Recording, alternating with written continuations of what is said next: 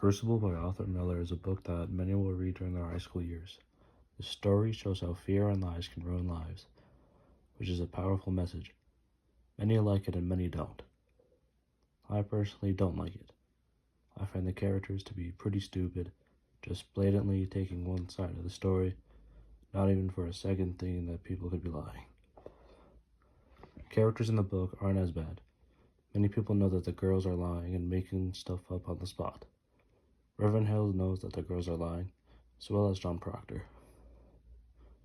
The story shows how fear and lies can ruin lives, which is a powerful message. The play has some intense moments, like when the characters accuse each other of witchcraft, but it can feel a bit over the top. The characters are interesting, but some of them, like Abigail Williams, feel too evil, and others, like John Proctor, can be hard to relate to because they're so dramatic. Wow, The Crucible is famous for its themes about truth and justice. It's not always fun to read. The language is old-fashioned, and the story can feel repetitive as people keep accusing each other. It is clear which people are on what sides. They're either for the hanging of people, or they're trying to save people, which many see as trying to overthrow the court. Reverend Paris knows that the girls are lying, but he has to stick with them as not to ruin his reputation. The book has a lot of deep moments, like when John Proctor's sons try to protect their mom from being taken away. When John Proctor says, "Let me keep my name," because that was all he had left after he got accused of being the devil and did not want to hang to prove his innocence.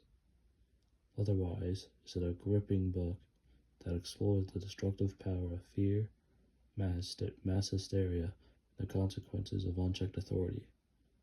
Set during the Salem witch trials of 1962, it uses the historical events as an allegory for McCarthyism in the 1950s. When Miller himself faced scrutiny for alleged communist ties, as neighbors turn on each other to save themselves, the story reveals how fear and lies can tear apart a community. The themes of integrity, guilt, and justice resonate deeply, making the book feel timeless.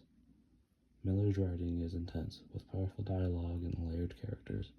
The tension builds masterfully, pulling the audience into the chaos of Salem. While rooted in history, the book feels relevant to any era where fear clouds judgment and truth is sacrificed for self-preservation. If you like stories about history and big moral questions, you might enjoy it.